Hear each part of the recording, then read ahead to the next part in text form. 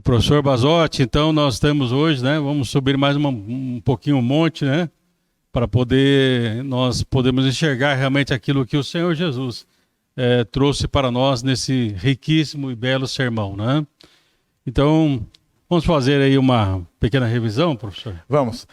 Hoje nós estamos já no nosso 6º domingo abordando esse tema. Então, acho que quem está nos vendo pela primeira vez merece um resumo, pastor. Sim, sim. Um resumo rápido, de maneira que você, mesmo estando hoje assistindo pela primeira vez, você terá a oportunidade de entender todo o contexto. Embora nós recomendamos entrar lá no YouTube, né, ou no app da igreja e acessar aos estudos anteriores. É uma sequência que nós estamos fazendo. Vai dar exatamente 7, temos ainda no próximo domingo, o último estudo. Isso, teremos o último ainda. Mas para quem está nos assistindo hoje pela primeira vez, nós estamos abordando o Sermão do Monte. O Sermão do Monte, ele encontra-se no livro de Mateus, nos capítulos 5, 6 e 7. Na verdade, a preparação para o Sermão do Monte já está no capítulo 4 de Mateus, que é quando Jesus começa o seu ministério após a tentação. Sim. Ele já fala de arrependimento. Lá em Mateus 4,17, ele diz assim: desde então começou Jesus a pregar e a dizer: arrependei-vos porque é chegado o reino dos céus. Então primeiro vem o arrependimento. Sim. O arrependimento é o quê? É aquela experiência onde o nosso eu é quebrantado por uma presença do Espírito Santo em nossas vidas. Sim. E quando ele entra em nossas vidas, não há espaço para orgulho, para vaidade, para um ego hipertrofiado. Né? E o homem, ao ter esse arrependimento, ao ter aquela sensação de que ele não é nada, de que ele é um ser miserável, Sim. ele chora. Né? Então essa condição de arrependimento é o que Jesus chama de pobre de espírito. Sim. E aí esse choro que vem em seguida, esse sentimento em relação à própria condição, é que Jesus vai dizer em seguida: bem-aventurado os que choram. Então, pobre de espírito e os que choram são as duas primeiras bem-aventuranças que abrem as portas para as demais. Porque depois vem a mansidão, bem-aventurados os mansos, vem a fome e sede de justiça. Jesus vai dizer: bem-aventurados os que têm fome e sede de justiça. Vem o sentimento de misericórdia, vai dizer: bem-aventurados os misericordiosos, porque alcançarão a misericordiosa. Vem também aquele sentimento de pacificação também. Sim, sim. O indivíduo se torna um pacificador. Como a gente sempre comenta, né, professor? É uma transformação radical numa nova natureza, um novo nascimento. E aí, então, nós temos realmente um trabalhar profundo do Senhor, né, porque nós entramos no processo da santificação, né? E esse processo de santificação promove uma mudança de tal maneira que aí vem o diploma, né, pastor? Sim, E o diploma, na verdade, né, são 9 bem-aventuranças, quer dizer, as 7 primeiras elas abordam mais o indivíduo e as 2 últimas as consequências, né? Sim, sim. E aí, nós já discutimos isso em estudos anteriores, né? Jesus vai dizer assim após essas 7 primeiras: bem-aventurados que sofrem perseguição por causa da justiça, porque deles é o reino dos céus. Certo. Bem-aventurados sois vós quando vos insultarem, perseguirem e mentirem e disserem todo mal contra vós por minha causa. Exultai-vos e alegrai-vos, porque grande é a vossa recompensa dos céus, porque assim perseguiram os profetas que viveram antes de vós. Sim, sim. Ou seja, né, essa mudança de vida traz um conflito com o mundo. Isso gera perseguições. Isso é oposição, né? Porque nós fomos transportados do reino das trevas para o da luz. Isso. Então é totalmente diferente. É lógico que luz incomoda as trevas, né? Isso. Jesus ainda vai dizer: vós sois o sal da terra e vós sois a luz do mundo. Ou seja, esse transformar faz com que você, na prática, dê o sabor a tudo aquilo que você rodeia, sim, né? Sim. E você passa a iluminar um mundo que vive em trevas. Certo. Porque, na verdade, assim, nós passamos a refletir essa luz do Senhor, né? Nós não tínhamos luz própria, não temos, mas somos um reflexo da luz de Deus. E esse sal, ele tem uma ideia de santificação, o efeito da santificação. Então, no nosso caminhar, no nosso dia a dia, de uma maneira temperada, né? Porque não é ser um santarrão, porque o santarrão é aquele que não pode isso, não pode aquilo. É um fariseuzão. É um fariseu, né? Mais moderado, né? Até tinha um autor que falava assim, na igreja ele é um santarrão, na rua ele é um embrulhão, e em casa é um leão.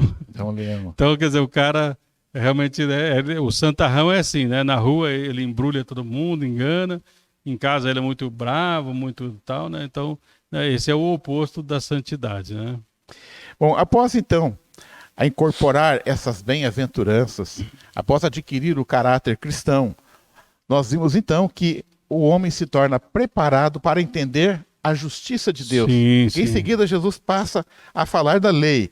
E como nós vimos na semana passada, ele já começa falando, né? Não penseis que vim destruir a lei e os profetas. Não vim para Sim. anular, mas para cumprir.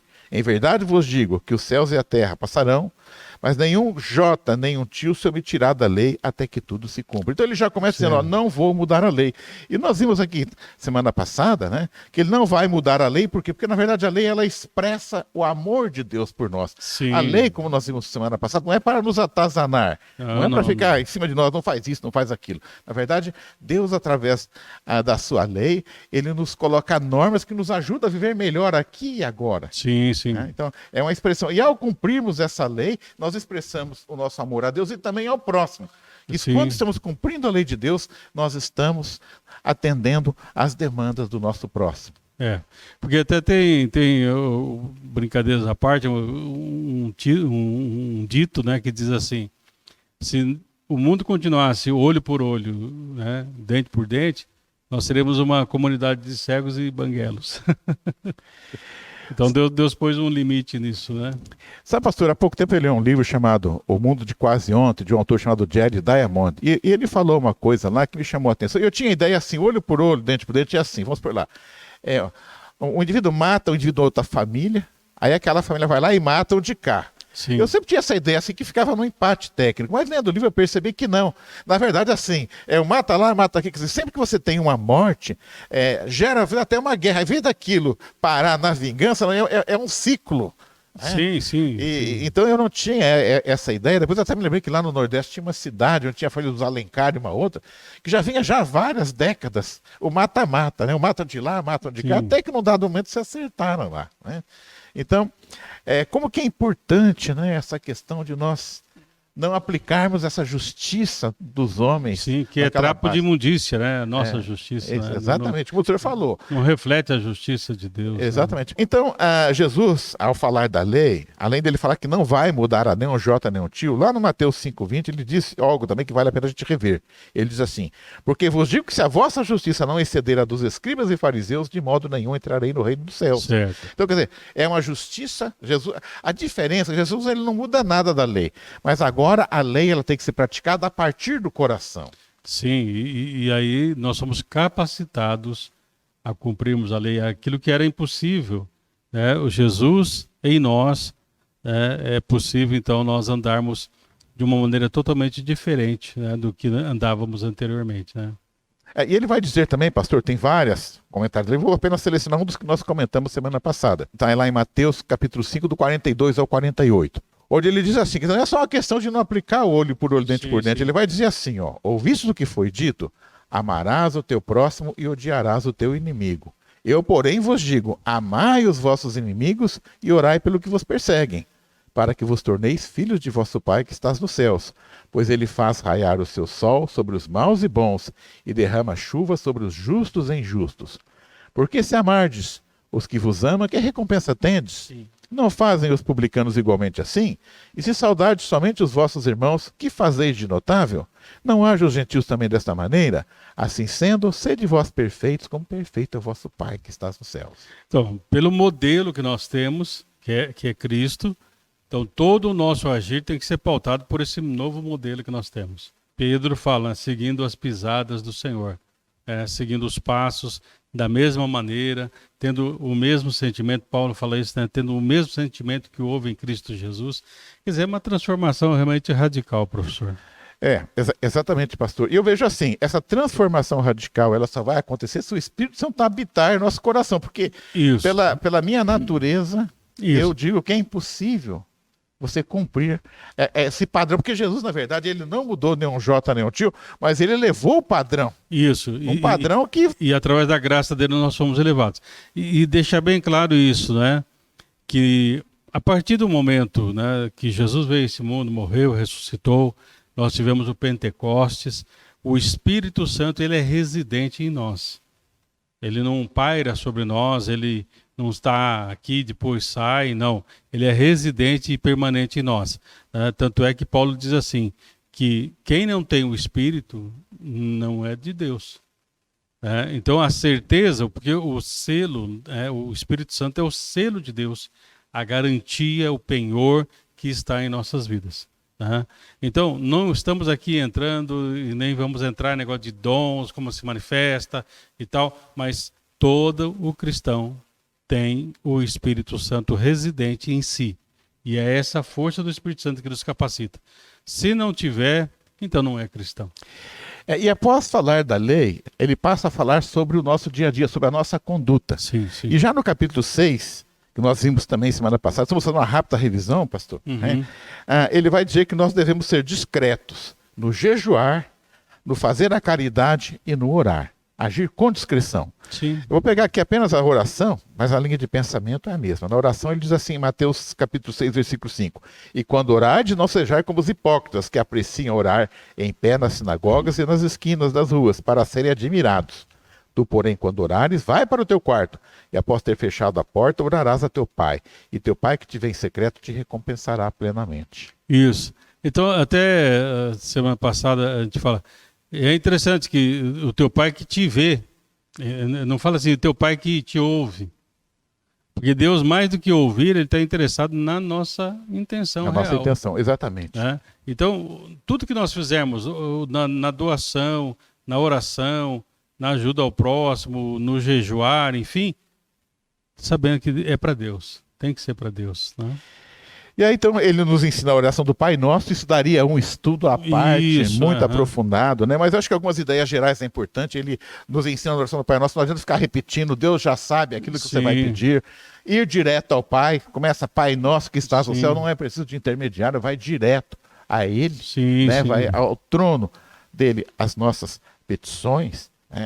E aí então Jesus já entra agora numa parte que valeria a pena, nós passamos bem rápido semana passada, pastor, que eu acho que ainda dentro dessa questão de prática cristã, no dia a dia, com todo aquele embasamento que ele nos dá a partir das bem-aventuranças, uma orientação que ele nos dá aqui a partir do versículo 19 do capítulo 6 de Mateus, eu acho que vale a pena, eu vou ler, vale a pena a gente detalhar um pouco mais, porque diz assim: não ajunteis tesouros na terra, onde a traça e a ferrugem tudo destrói, e onde ladrões arrombam para roubar. Mas ajuntais tesouros no céu, onde nem a traça nem a ferrugem podem destruir, e onde os ladrões não arrombam e roubam.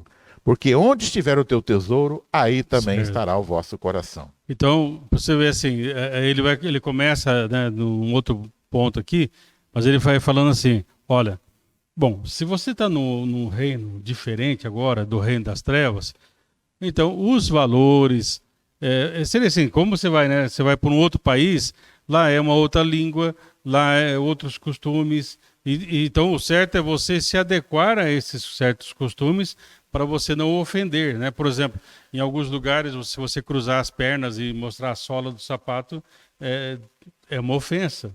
Então você não pode chegar e sentar de qualquer jeito. Então você tem que entender como que funciona aquele país.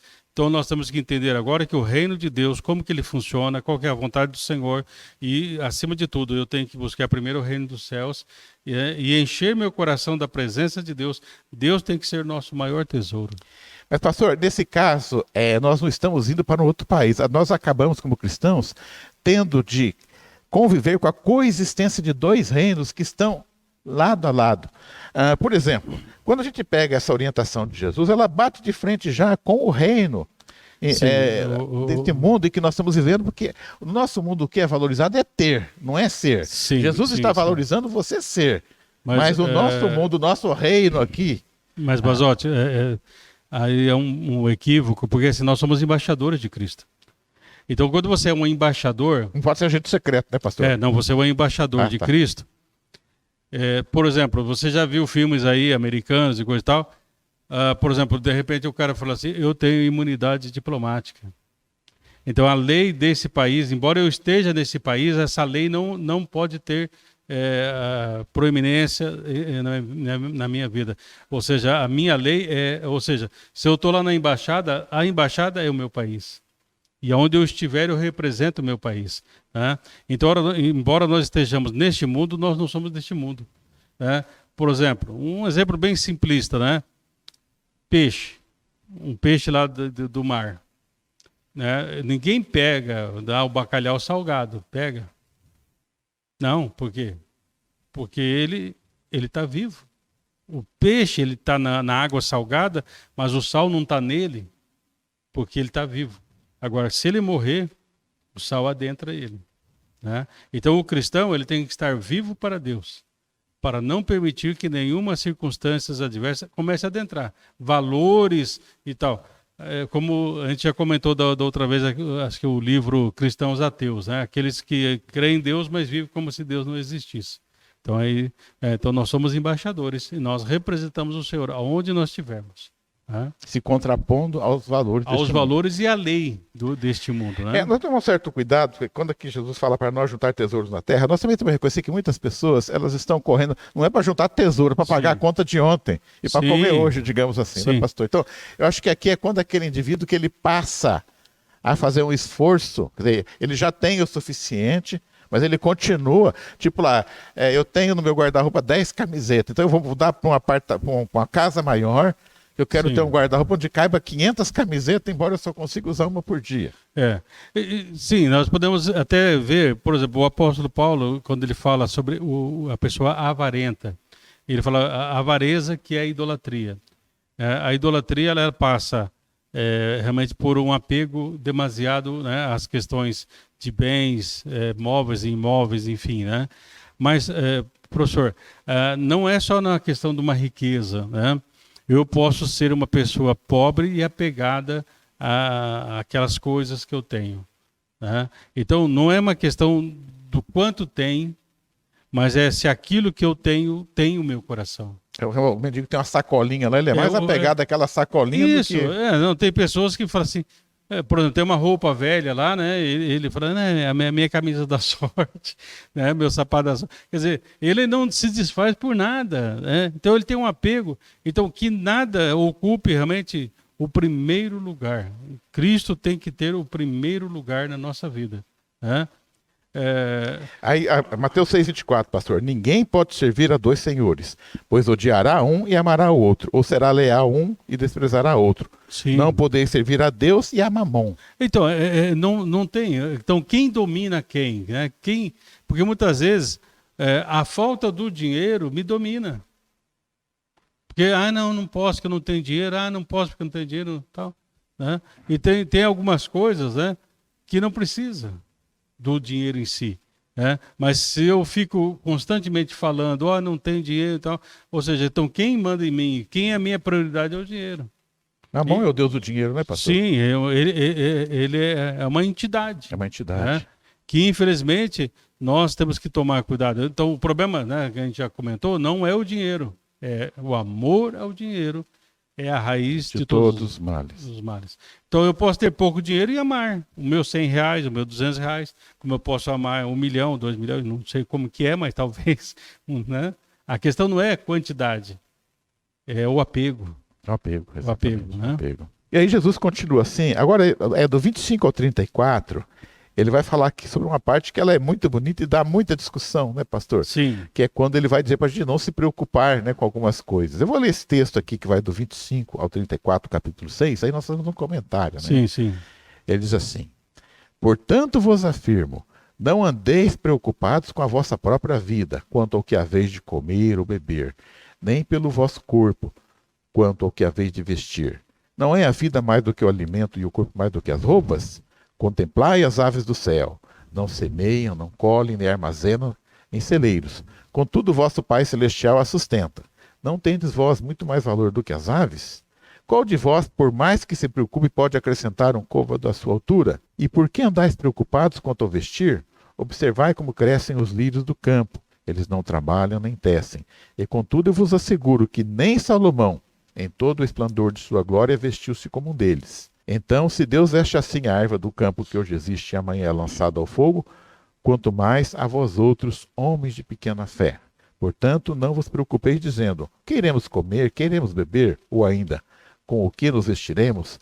Pois são os pagãos que tratam de obter tudo isso, mas vosso Pai Celestial sabe que necessitais de todas essas coisas.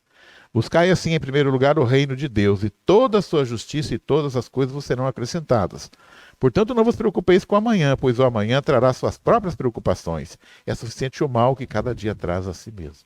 Certo. Realmente, aqui, né, termina dizendo para eu buscar em primeiro lugar o reino de Deus, né? Isso me faz lembrar uma canção que fala assim: não adianta ir à igreja, ler um salmo ou um folheto dar. Se a sua vida não está conforme a Bíblia diz, você não é capaz de o servir. Exclusividade Deus quer ter. Nosso Deus é um Deus exclusivo. Amém. Até diz, né, que o Espírito Santo ele sente ciúmes, é um zelo de Deus, né? Mas aqui, professor, esse texto ele vai falar sobre vida e ansiedade. É interessante, né? Porque hoje em dia, muitas vezes nós temos aí pessoas tomando ansiolíticos, né? E muitas vezes não adianta nada, né? E a vida traz um certo estresse. Não sou médico, mas uma das coisas que eu percebo que hoje, né, a questão da pandemia, né, que nós vivemos, o medo e o estresse, acho que são muitas vezes mais agravantes do que o próprio vírus em si, né? Porque muitos não têm e não pegaram, e queira Deus que não pegue, mas estão ansiosos, amedrontados diante das coisas, né? Por isso o texto começa dizendo, né? Por isso vos digo, não andeis ansiosos pela vossa vida. Quer dizer, a ansiedade ela até vem, entendeu? Ela vai vir. Mas o que Jesus está falando assim, que não seja uma rotina na sua vida, que você não faça da ansiedade uma companheira de viagem. E o grande problema é isso, que muitas vezes a ansiedade ela vai se alojando, né, na nossa mente, no nosso coração, na nossa vida, e daqui a pouco nós nos distanciamos do buscar o reino de Deus em primeiro lugar. O senhor falando aí, pastor, eu fui durante muitos anos professor de farmacologia, né? E nós sabemos muito bem que existem chamadas dependências às drogas. Certo. Existe um grupo de drogas, não são as estimulantes, tipo cocaína, anfetamina, mas aquelas que relaxam, né? Sim. Aí entra o álcool, entra a maconha, entra a morfina, a heroína, né? Que são aquelas drogas, assim, o indivíduo está ansioso. Sim. Drogas ilícitas, estou falando, né? Porque das listas tem também o diazepam, o Rivotril, né? Então, o indivíduo ele está tenso, então ele faz o uso da droga procurando um alívio. Em vez de procurar um outro caminho, aquilo que Jesus nos ensina aqui, né? Ele procura através de uma substância psicoativa que mexe com o funcionamento cerebral dele. E aquilo traz um alívio no curto prazo. Então, existe até uma propaganda que eu me lembro, pastor, né? Isso já tem muitos anos, que dizia assim, deu duro, tome um Dreyer. Me lembro assim, deu duro, tome um Dreyer. Ou seja, o cara chega em casa, ele está carregado, uma bebida alcoólica tá tenso, ali, né? Então, quer dizer, ele toma bebida alcoólica e relaxa realmente, né? Sim. Mas o que nós sabemos é que essa mesma bebida que relaxa, ela vai criando uma situação de ansiedade, vai ter que beber cada vez mais, usar cada vez mais aquela droga, e ele acaba se afundando. Então, nós sabemos hoje que boa parte das pessoas que têm dependência de drogas começa nessa procura de aliviar a ansiedade quimicamente. De maneira imediata, né? De maneira imediata. E realmente, maconha, bebida alcoólica, heroína, morfina, ela traz um alívio de imediato. Não se discute isso. Mas depois ela traz as consequências. As consequências, né? Que são terríveis. Né? Então, por isso que a gente vê assim, né, que todas essas coisas são paliativas. Por isso que nós temos que pedir ao Senhor, né, que nos transforme pela renovação da nossa mente, abra os nossos olhos espirituais, nossos ouvidos espirituais, nos ajude a andar em espírito. Quer dizer, é dessa maneira, quer dizer, perceba assim, nós estamos falando de um olhar diferente, de um ouvir diferente, de um coração que vai sentir diferente, uma mente que vai pensar diferente, para nós enfrentarmos as adversidades. Porque aqui fala, não andeis ansiosos, significa que a ansiedade, ela vem. Ela vem. Então eu tenho que aprender a lidar com ela, mas numa perspectiva da Bíblia. Da Bíblia, exatamente, e não quimicamente. Pastor, tem outra passagem que eu selecionei para colocar no nosso estudo hoje, porque aparentemente ela se contrapõe, é como se Jesus estivesse falando uma coisa que se opõe ao que ele está dizendo aqui, que está lá em Lucas capítulo 14, versículos 28 a 32. Porque enquanto aqui ele fala, não vos preocupeis, lá em Lucas 14, de 28 a 32, ele vai dizer assim, Pois qual de vós, querendo edificar uma torre, não se assenta primeiro a fazer as contas dos gastos, para ver se tem com que acabar? Para que não aconteça que depois de haver posto os alicerces, e não a podendo acabar, todos que a virem comecem a escarnecer dele, dizendo, este homem começou a edificar e não pôde acabar. Ou qual o rei que, tendo ido à guerra contra outro rei, não se assenta primeiro a tomar conselho sobre se com 10.000 pode sair ao encontro do que vem contra ele com 20.000? De outro modo, estando o outro ainda longe, manda embaixadores e pede condições de paz. Aqui Jesus está mandando que você tem que planejar. Certo. Né? E lá ele está dizendo, não vos preocupeis. Mas eu entendo assim, pastor. Quando Jesus fala, não vos preocupeis, é com aquilo que está fora do meu controle. Por exemplo, eu estou preocupado, pastor, parece que ia chover, não está chegando. E se tiver uma tempestade na hora que tu vai indo para casa? Né? Ou como é que vai ser amanhã? E se amanhã eu acordar com gripe? Ou se amanhã eu acordar com a perna do... Então, o que Jesus está dizendo aqui é o seguinte, nós temos nesse ensinamento de Jesus, primeiro, planejamento é importante. Você tem que planejar. Mas planejar o quê? Aquilo que está no seu dia a dia, que está sob seu controle. Você tem que planejar. Chegou o seu salário. Bom, eu tenho que pagar a conta de luz, água, condomínio, IPTU. Então, isso é o quê? Planejamento. Né? Agora, preocupar se vai ter uma chuva de meteoro amanhã. Eu vejo até essa situação da Covid, pastor, ela nos mostra muito bem isso. O que está ao meu alcance em relação a essa epidemia? Eu devo evitar lugares com aglomeração, eu devo usar máscara, não estamos usando aqui porque agora estamos... mas estamos distantes. Estamos distantes, estamos trabalhando, mas daqui a pouquinho a gente volta a colocar a máscara, né, quando estivermos saindo daqui.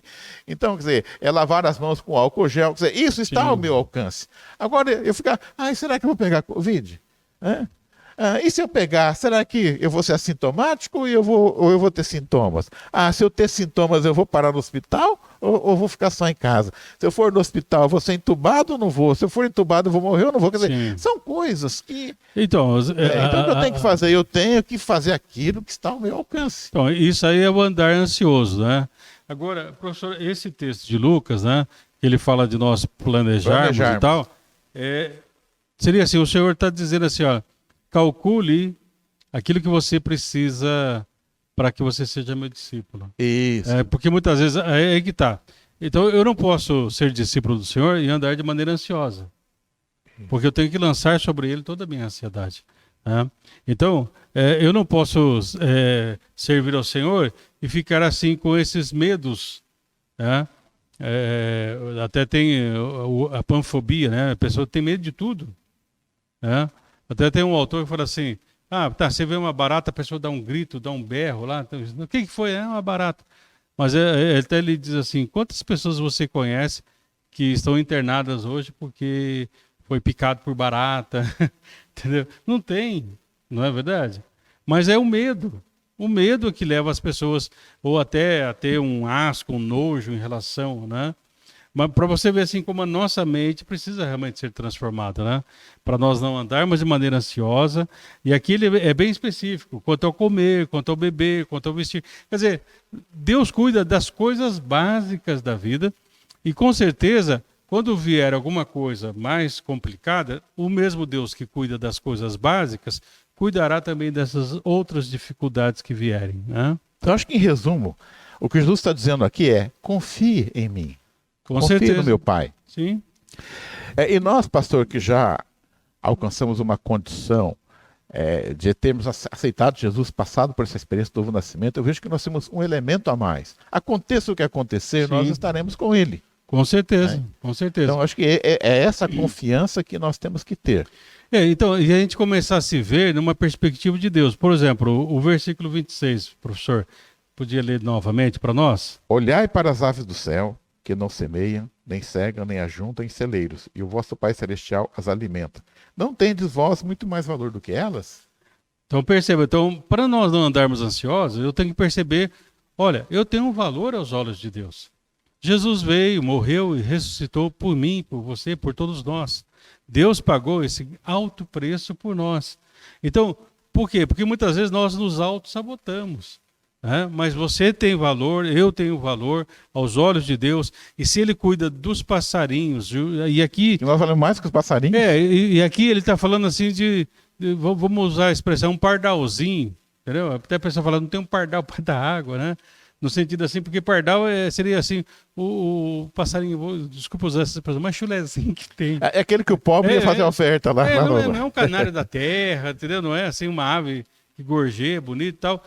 Mas Deus cuida até desse pequeno animal que tem um valor pequeno diante das outras aves. Fala assim, não, mas eu cuido de você, porque você é importante para mim.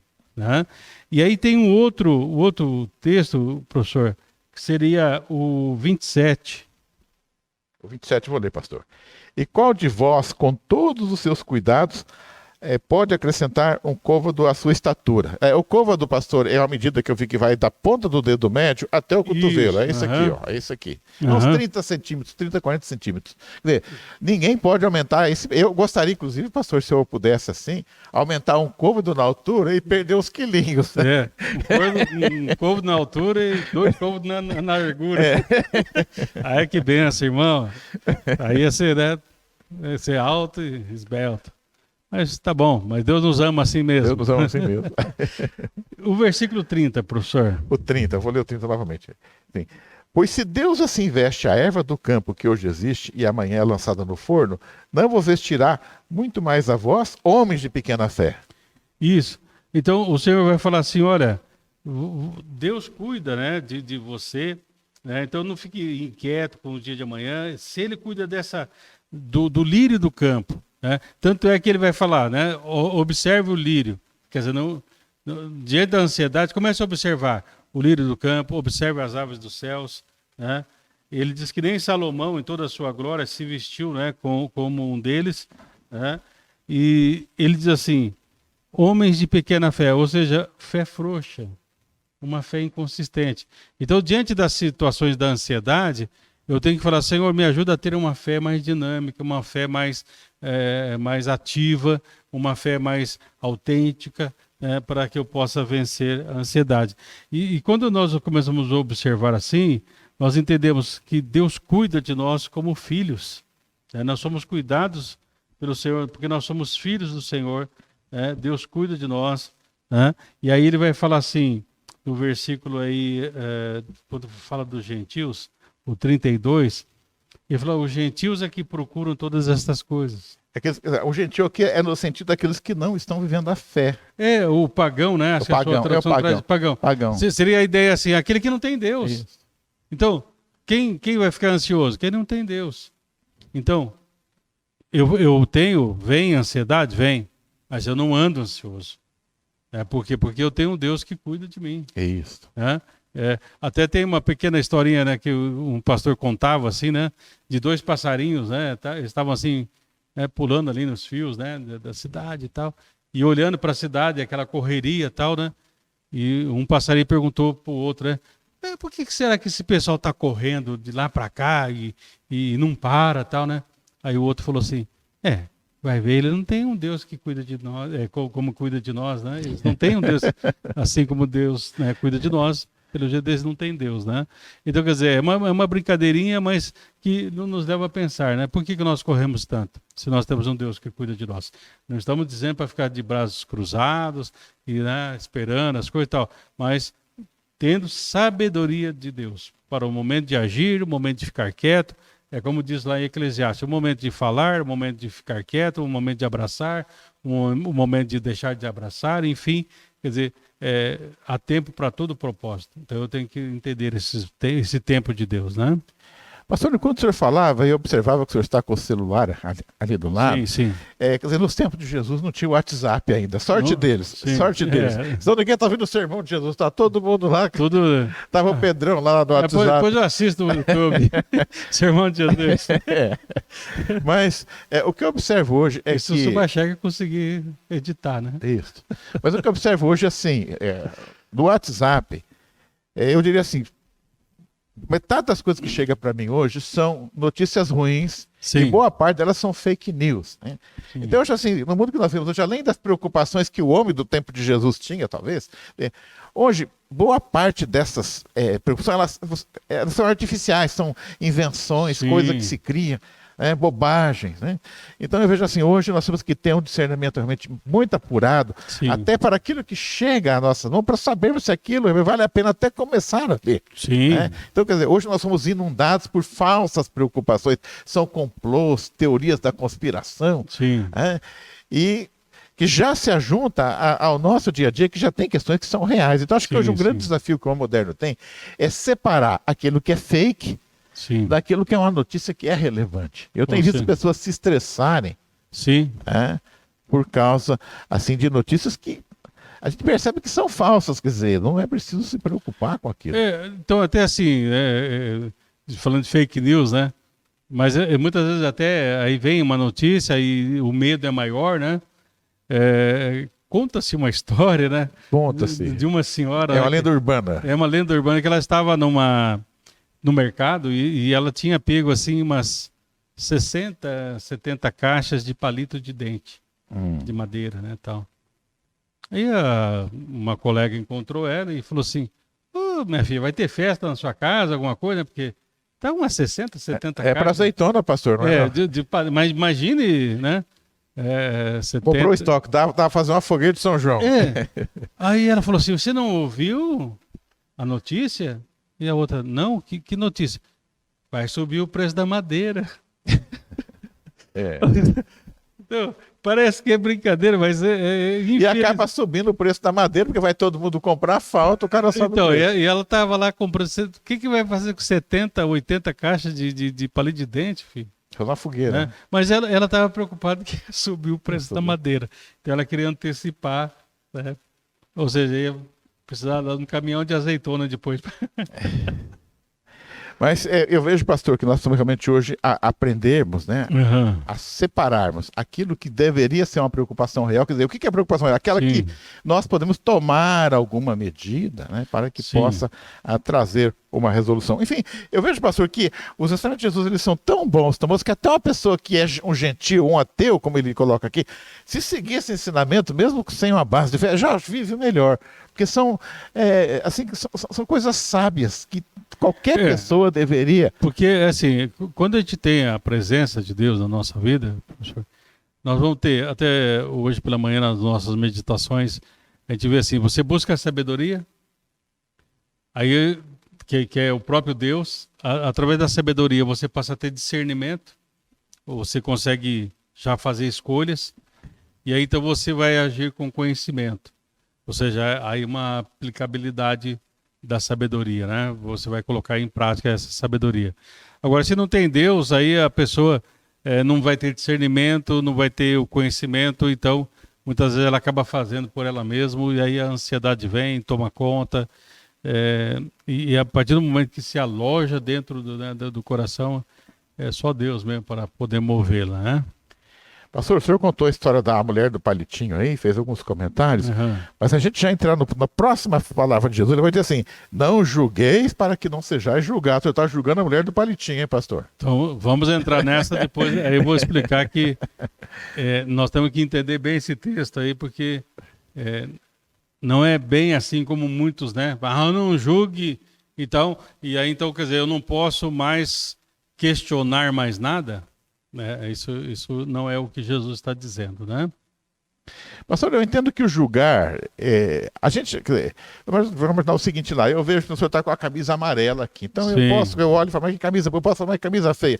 Então assim, você sempre fala: isso é grande, isso é pequeno, isso é bonito, isso é feio, isso é alto, isso é baixo. Eu acho que existe esse julgamento que a gente está muito frio, está muito quente. Mas eu acho que aqui esse julgamento está muito focado na questão de condenar, pastor. Eu julgar e já condenar. Sim. No sentido de punir.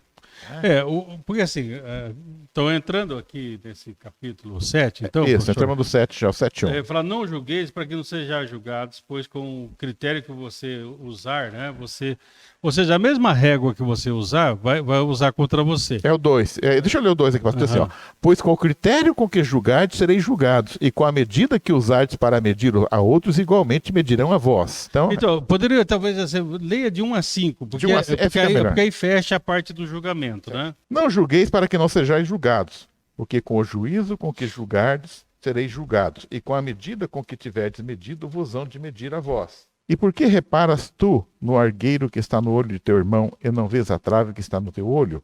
Ou como dirás a teu irmão, deixa-me tirar o argueiro do teu olho, estando uma trave no teu? Hipócrita, tira primeiro a trave do teu olho, então cuidarás em tirar o argueiro do olho do teu irmão.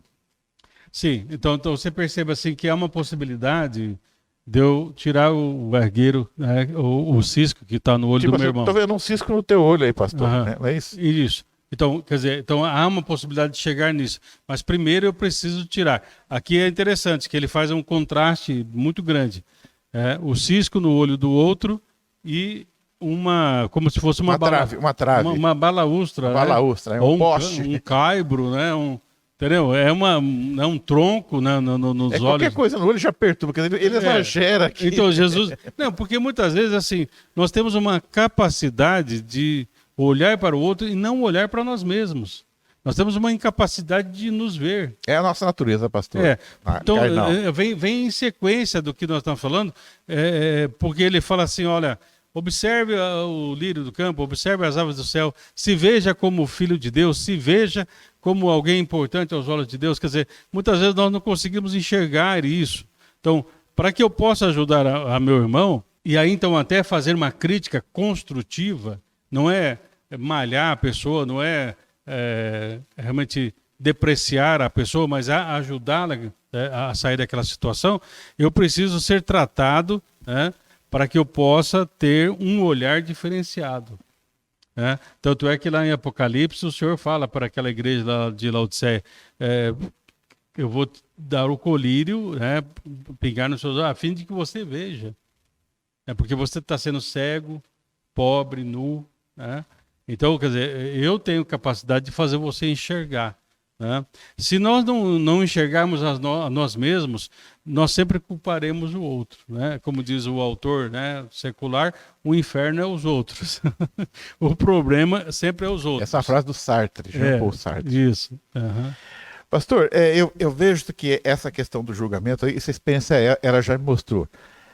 Nós temos uma tendência, às vezes a pessoa chega e conta uma história, você fica com raiva da outra pessoa. Mas Sim. o cara fez isso, mas que absurdo e tal, não pode. Uhum. Mas eu já aprendi assim, nunca feche o seu julgamento antes de ouvir a outra versão. Certo. Eu tenho observado isso. Quando você ouve os dois lados, viu, você percebe que não é bem assim aquilo que o cara contou também. Com certeza. Então não se precipitar no julgamento, né, pastor? Não se precipitar, mas como eu falei assim, a partir do momento que eu peço ao Senhor que vai me tirando a trave, né, o caibro, o balaústra dos meus olhos, né, eu posso fazer uma avaliação. Entendeu? Mas para fazer essa avaliação, eu tenho que ter subsídios, eu tenho que ter sabedoria. Tanto por que eu estou comentando isso, professor? Porque logo mais à frente, talvez no nosso próximo encontro, nós vamos falar sobre os falsos profetas. O Senhor Jesus vai ser bem claro quando diz assim, olha, pelos frutos conhecereis. Então, em muitos momentos eu ouvi, por que eu estou colocando isso? Porque tem pessoas que usam esse texto, não julgue, não sei o quê. Mas em certos casos eu não estou julgando, eu estou vendo o fruto. Isso, é verdade. Então, se eu estou vendo um fruto, se eu estou vendo melancia, é um pé de melancia. Ou você já viu o pé de feijão da melancia? É isso, exatamente. Entendeu? Então, mas eu vejo assim que esse julgar, eu sinto você ser muito rigoroso e muito precipitado. Isso, nesse sentido. Então, nesse sentido. Né? Não que nós não vamos fazer certos tipos de... até talvez a palavra julgamento, né, seria talvez assim o forte da questão, mas assim, eu fazer ponderações sobre certas circunstâncias, nós podemos estar fazendo. Mas a partir do momento que eu permitir que Deus trate comigo.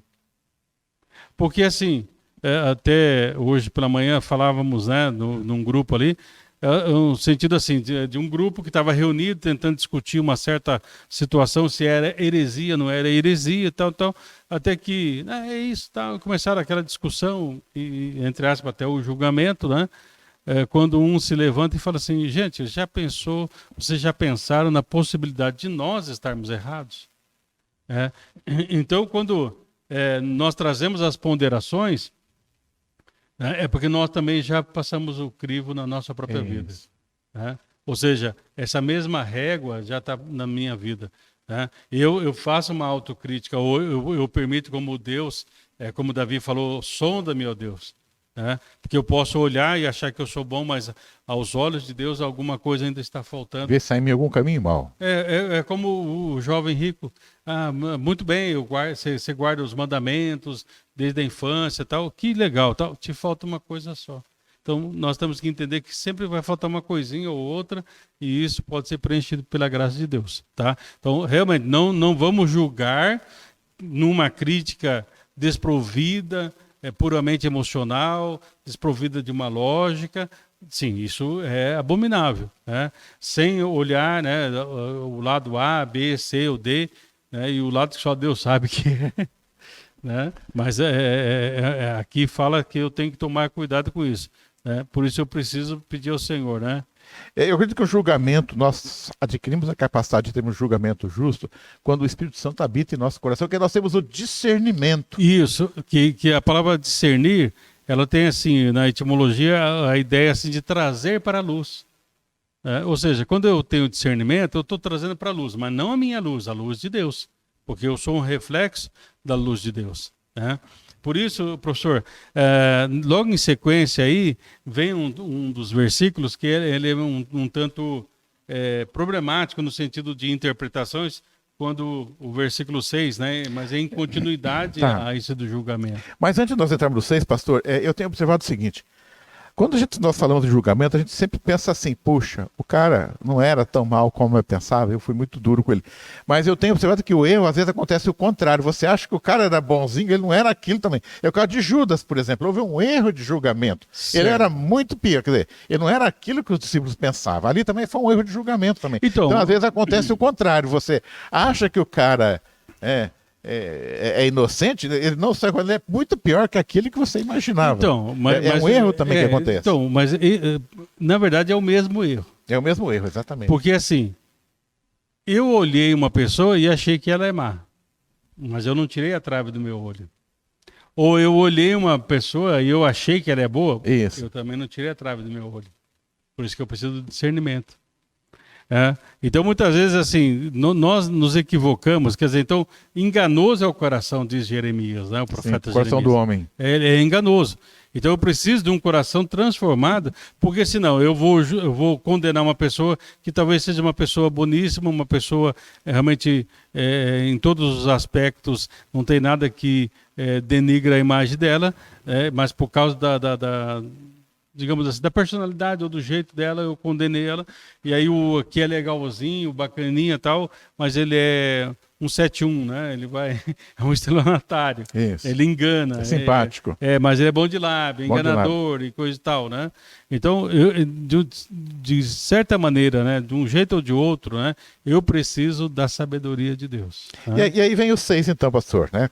Que vai dizer assim, não deis o que é sagrado aos cães, nem jogueis aos porcos as vossas pérolas para que não as pisoteiem e voltando-se vos façam pedaços. Então, aqui, por isso que eu falei assim, parece, né, que está se contradizendo aqui, né, porque fala para não julgar e aqui fala assim, mas quem que é o cão aqui, quem que é o porco aqui na situação, né?